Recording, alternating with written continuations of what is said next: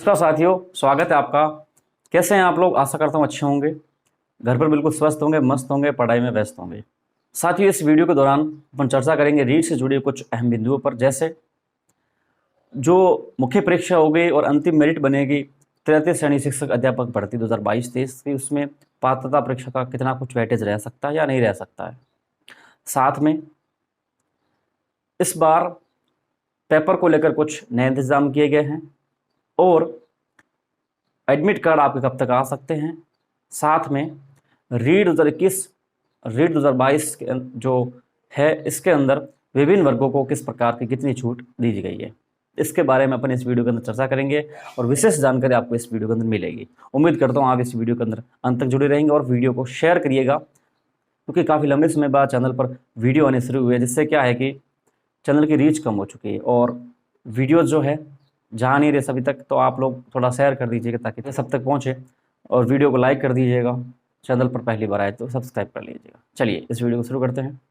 साथियों, सबसे पहले अपन इस मुद्दे पर बात करेंगे कि क्या जो तृतीय श्रेणी शिक्षक अध्यापक भर्ती की परीक्षा होगी, उसके बाद जो फाइनल मेरिट तय की जाएगी, उस मेरिट में पात्रता एग्जाम का कुछ वेटेज, कुछ महत्व होगा या नहीं होगा। बहुत से लोग बोलेंगे इसका हमें पहले से पता है, लेकिन आपको जानकारी है, ये बहुत अच्छी बात है। लेकिन बहुत से अभ्यर्थी ऐसे जिनको जानकारी अभी तक नहीं है, वो भी अभी तक कन्फ्यूजन में हैं। इसका मैंने प्रमाण देखा है प्रत्यक्ष रूप से अलग अलग प्लेटफॉर्म पे, जहाँ पर विद्यार्थी मैंने देखे हैं इस प्रश्न को बार बार पूछते नजर आ रहे हैं कि क्या पात्रता एग्जाम का इसमें महत्व है, क्या इसके नंबर ऑफ वेटेज जुड़ सकते हैं अंतिम मेरिट में। तो ऐसे बहुत सारे क्वेश्चंस मैंने काफ़ी बार देखे हैं ये आपके अलग अलग प्लेटफॉर्म पे। तो मैं सोचा कि क्यों ना एक वीडियो के थ्रू इन सभी को जानकारी दी जाए इस संबंध में। हालांकि बहुत सारे अभ्यर्थियों को पता होगा, पता है तो बहुत अच्छी बात है, लेकिन जिनको नहीं पता है उनको पता होना भी बहुत ज़रूरी है, क्योंकि चैनल पर वीडियो जो बनता है सबके लिए बनता है, किसी एक पर्टिकुलर व्यक्ति को ध्यान में रखकर नहीं बनाया जाता है। साथियों, जैसा कि मैंने आपको पहले भी इस चीज़ को अवगत करवाया था कि जैसे ही आपका पैटर्न आएगा, इस पैटर्न के अंदर आपके पंचायती राज की सीधी भर्ती हेतु 1994 के जो नियम हैं उनको संशोधित करके उसमें नियम में बदलाव किया जाएगा।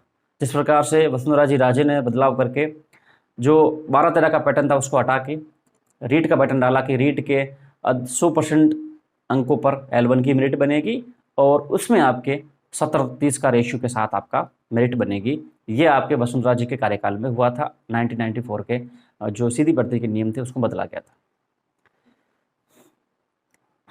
उसके बाद फिलहाल माननीय मुख्यमंत्री जी गहलोत जी की सरकार ने पुनः उसमें संशोधन किया है और उसमें आपके बदलाव कर दिया है कि अब जो भर्ती होगी उसमें जो मेरिट तय की जाएगी, अंतिम फाइनल मेरिट, उसमें केवल अंतिम जो परीक्षा होगी, मुख्य परीक्षा जो होगी, उसके 100% अंकों को वेटेज देकर ही आपके मेरिट तय की जाएगी। यानी कि पात्रता एग्जाम जो रेट है आपकी, चाहे 21 हो चाहे 22 हो, किसी का भी अंक 1% का भी वेटेज इसमें नहीं दिया गया है। तो क्लियर समझिए इस बात को, आपको कहीं भी पूछने की ज़रूरत नहीं है। इस वीडियो को अवश्य शेयर करिएगा दोस्तों, साथियों, कि नियम बन चुका है कि अब जो फाइनल मेरिट बनेगी उस मेरिट में केवल और केवल आपकी अंतिम मुख्य पेपर के 100% अंकों को वेटेज दिया जाएगा। रीट का वेटेज 1% भी नहीं है। 100% का अर्थात यानी कि पूरे पूरे वही नंबर ही मेरिट का आधार बनने वाले हैं, ना कि अन्य कोई इसमें नंबर जुड़ने हैं, चाहे STC हो, BEd हो, 12th हो, ग्रेजुएशन हो या फिर आपकी रीट हो, किसी का भी 1% का भी वेटेज इसमें नहीं है। 100% वेटेज जो कवर किया जाएगा आपका फाइनल पेपर का ही किया जाएगा। तो इस चीज़ को विशेष रूप से समझे, क्योंकि पंचायती राज की सीधी भर्ती के नियम होते हैं 1994 के, उसमें संशोधन करना पड़ता है। वही वसुंधरा जी राजे ने किया था और वही अशोक जी गहलोत ने फिर से कर दिया है। तो आपके पुराना पैटर्न आ चुका है और इसमें कोई वेटेज नहीं है। फिलहाल हाँ, एक चीज़ जरूर थी कि फिलहाल पिछले 13-12 में शायद, जहाँ तक मुझे चीज़ याद है, उसमें आपके 10% के आया 15% के आसपास वेटेज जोड़ा जाता था रीट का। RTET थी उस टाइम, रीट नहीं थी, RTET थी, तो RTET का वेटेज जोड़ा था।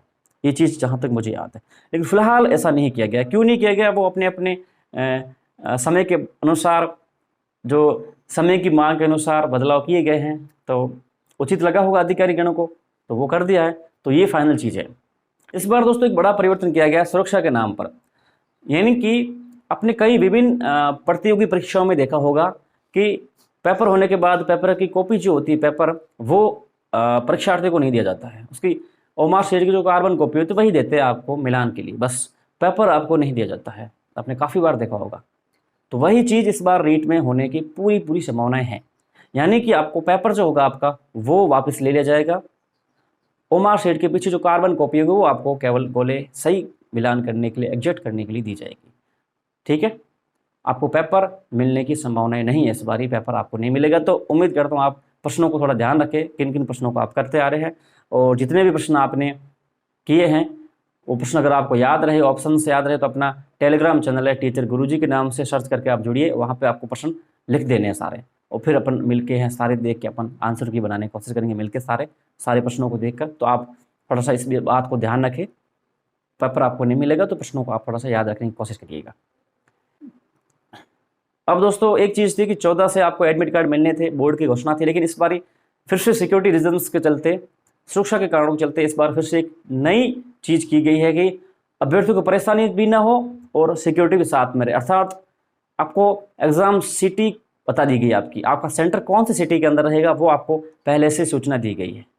अब आपका सेंटर कब होगा, भैया आप सिटी में पहुंच चुके तो सेंटर आप एडमिट कार्ड आते ही आराम से पता कर लोगे, तो वही चीज़ कर दी गई है। सेंटर और मुख्य एडमिट कार्ड के लिए दोस्तों, एडमिट कार्ड आने की जहाँ तक जो चीज़ें हैं, आज आ सकता है या फिर कल आने की संभावनाएं हैं। आपके एडमिट कार्ड अब तक आ जाएगा, इस चीज़ को विशेष ध्यान रखें। हालांकि एडमिट कार्ड को लेकर आप लोड मत लीजिए, एक दिन 2 दिन लेट भी आया तो कोई फ़र्क उसमें पड़ने वाला है नहीं। आपको 23 से पहले आपका एडमिट कार्ड मिलेगा, और संभवतः आपकी आज या कल आपको एडमिट कार्ड आपका मिल जाएगा। बहुत अच्छा काम है कि सेंटर्स पहले, सिटी पहले बता दिए, सेंटर्स आप बता देंगे तो सही है। इस बारी रीट को लेकर बहुत काफ़ी चाक चौबंद व्यवस्था की गई है सिक्योरिटी रीजंस को लेकर, लेकिन उम्मीद करता हूँ देर सवेर कुछ अच्छा तो कर रही है गवर्नमेंट। ये चीज़ें पहले ही करती आपके रीट 21 के अंदर तो इतने सारे अभ्यर्थियों के साथ धोखा नहीं होता। तो L2 के विद्यार्थियों के साथ जो धोखा हुआ है वो शायद वो भूल भी नहीं पाएंगे इस चीज़ को।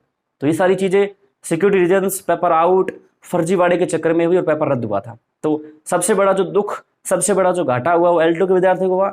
L1 के विद्यार्थी बहुत सारे थे जिनको नुकसान हुआ पेपर आउट के चक्कर में, पेपर फर्जीवाड़े के चक्कर में, क्योंकि मेरिट हाई चली गई। ये सारी चौक चौबंद व्यवस्थाएं, ये जितनी भी व्यवस्थाएं गवर्नमेंट अब कर रही है, काश ये गवर्नमेंट व्यवस्थाएं 21 के अंदर कर देती तो मोस्ट ऑफ चांस रहते कि इतने बड़ा फर्जीवाड़ा इतने स्तर पर नहीं होता। खैर जो भी किया अच्छा किया, देर से फिर कुछ तो अच्छा कर रहे हैं गवर्नमेंट, इस बार अच्छी व्यवस्थाएं हैं। उम्मीद करता हूँ ये व्यवस्थाएं रीट के तृतीय श्रेणी शिक्षक भर्ती के मुख्य पेपर में भी देखने को मिले अधीनस्थ बोर्ड की ओर से। मैं पूरी ओर से आप सभी को फिर से अवगत करवाना चाहूँगा, इस चीज़ को विशेष ध्यान रखें। ये सारी चाक चौबंद व्यवस्थाएं गवर्नमेंट मुख्य परीक्षा पेपर में भी करे, इससे बेहतरीन करे, ताकि जिसके बेस पर, जिसके आधार पर ही मेरिट बनने वाली है उसमें कोई फर्जीवाड़ा ना हो, कोई भी फर्जीवाड़ा देखने को न मिले अभ्यर्थियों को। तो मुख्य परीक्षा में गवर्नमेंट को, सरकार को इससे भी बढ़कर अच्छी तरीके से मॉडिफाई करते हुए सिक्योरिटी बढ़ानी चाहिए, ताकि उस पेपर में कुछ भी गड़बड़ ना हो। बहुत अच्छा काम तभी रहेगा, क्योंकि अभ्यर्थियों का जो सबसे बड़ी उम्मीद है, जिस पे उनका भविष्य टिका है, वो तो उनका मुख्य पेपर ही है। उसमें चाक चौबंद व्यवस्था होना अति आवश्यक है। इसके अलावा दोस्तों एक चीज़ मैंने देखी है, छूट को लेकर बहुत सारे अभ्यर्थी कंफ्यूजन में, बहुत सारे अभ्यर्थी अभी तक भी इस चीज़ को लेकर चल रहे हैं, प्रश्नों को लेकर चल रहे हैं, कितनी कुछ छूट सभी वर्गों को मिल रही है। देखिए दोस्तों, छूट को लेकर बता दूं मैं आपको, जनरल को लेकर, जनरल की सीधी सीधी बात है कि जनरल के आपके 60% आपको लाना ही पड़ेगा TSP और आपके नॉन TSP। उसके बाद विभिन्न वर्ग OBC, SC, ST, ये सारी जितने भी उनको 55 और अन्य वर्ग जो भी है 45, शहरिया वगैरह सबकी मैं PDF आपको यहाँ पे दे रहा हूँ। आप इसको विशेष रूप से देख लीजिए, आप किस वर्ग से बिलोंग करते हैं और आपको कितनी छूट इसके अंदर मिल रही है। यानी कि रीट के अंदर मिनिमम क्वालिफिकेशंस, एलिजिबिलिटी जो मार्क्स है वो आप कितने रहने वाले हैं। तो इतने नंबर आपको लेना है, बहुत आवश्यक है। तो इस चीज़ को विशेष रूप से ध्यान रखें। मैंने आपको PDF दे रखा है, फोटो दे रखा है, इसको आराम से देख लीजिए। किस वर्ग से आप बिलोंग करते हैं उस वर्ग में आपको इतने नंबर लाने पड़ेंगे, तभी आप इसको क्वालिफाई कर पाएंगे रीट पात्रता परीक्षा को। रीट 21 के अंदर भी वर्गों को छूट थी और रीट 2022 के अंदर भी वर्गों को छूट है। 21 के अंदर भी छूट थी, आपको विशेष ध्यान रखना, पहले नहीं थी, उसके बाद माननीय गहलोत सरकार ने आपके छूट कर दी थी 21 के अंदर। तो 21 के अंदर भी विभिन्न वर्गों को क्वालिफिकेशन एलिजिबिलिटी की छूट रही है। OBC जैसे 55 है तो सबको 55 मिली है, 21 के अंदर भी है और 22 के अंदर भी है। तो 21 वाले भी इस चीज़ को लेकर चिंता मुक्त रहे कि आपकी छूट नहीं है, तो आपको भी छूट है। आपका भी अगर कोई OBC का अभ्यर्थी है जिसके 55% बने हुए हैं 21 के अंदर, तो वो भी एलिजिबल है आपके रीट अंतिम मुख्य परीक्षा हेतु। और इसके साथ एक बड़ी मांग मैं अपनी ओर से, सभी विद्यार्थी की ओर से सभी चीज़ों को और से सबको कहना चाहूँगा, चाहे कोई भी इस चीज़ को ध्यान से सुन रहा है तो विशेष रूप से इस पे गौर करे। इस बारी सभी एग्जाम सेंटर पर वॉच घड़ी लगी हुई होनी चाहिए। घड़ी लगाने का पूरा प्रयास करे माननीय राज्य सरकार, बोर्ड, ताकि समय का जो पिछली बार जो समय की वजह से बच्चों के साथ गलत हुआ था, उनकी वजह समय की वजह से कईयों का पेपर खराब हो गया था, वो दुर्घटनाएं फिर से विद्यार्थियों के साथ ना हो। तो एग्जाम हॉल में घड़ी होना बहुत आवश्यक है। तो ये इस पर थोड़ी व्यवस्थाएं करे बोर्ड तो बहुत अच्छी बात हो जाएगी। हालांकि व्यवस्थाएं बोर्ड करेगा, लेकिन उससे पहले अपने स्तर पर अपने को तैयार रहना है। आप विशेष ध्यान रखें, जब भी आपको थोड़ा सा टाइम मिले तो आप जो भी आपके ऊपर वीक्षक लगा उस वीक्षक से पूछते रहे कितना समय हो चुका और कितना समय शेष है, क्योंकि पेपर के अंदर आपको पता भी नहीं चलता समय कब तक निकल गया। तो थोड़ा सा इस चीज़ को अपने स्तर पर ध्यान रखें। वॉच लग जाएगी, सभी लोग मांग कर रहे हैं, लग जाएगी। अगर नहीं लगे, बाई चांस नहीं लगे, तो आपको विशेष ध्यान रखना, आप जब भी पेपर दे रहे हो वीक्षक से आप पूछते रहे। जब भी आप एक पार्ट करें उसके बाद पूछ लीजिए वीक्षक से कि भी कितना टाइम हो चुका और कितना शेष है। बस एक आधा मिनट लगेगा, इसमें ज़्यादा कोई समय नहीं लगने वाला, लेकिन इस आधा मिनट के अंदर आपका जो कबाड़ा होने वाला है पेपर का, समय के चक्कर में वो कबाड़ा आपका होने से बच जाएगा। तो इस चीज़ को विशेष रूप से ध्यान रखें आप लोग, बहुत फायदेमंद आपके लिए चीज़ है, क्योंकि किसी के भरोसे रहने से पहले अपने आप को अपने स्तर पर तैयार रहना बहुत आवश्यक होता है। तो ठीक है दोस्तों, मैं उम्मीद करता हूँ आप इन चीज़ों को समझ गए होंगे। और कोई भी आपका डाउट है रीड को लेकर, कोई भी आपको प्रश्न है, तो आप कमेंट बॉक्स में डाल सकते हैं। हम आपको यथाशीघ्र समय के अनुसार रिप्लाई कर देंगे, वीडियो के माध्यम से भी आपको रिप्लाई कर देंगे। तो आप जुड़े रहे चैनल से। राजस्थान का एकमात्र चैनल टीचर गुरुजी है, जो आपको काफ़ी लंबे समय से रीड से जुड़ी हुई सही सटीक जानकारी प्रोवाइड करवाता आया और आगे भी करवाता रहेगा। तो जुड़े रहे इस चैनल से। आपका अपना चैनल है, आपका प्रेम, स्नेह, सपोर्ट ऐसा ही बने रहे। दोस्तों मिलते हैं ऐसे कोई नेक्स्ट वीडियो में, तब तक के लिए जय हिंद, जय भारत।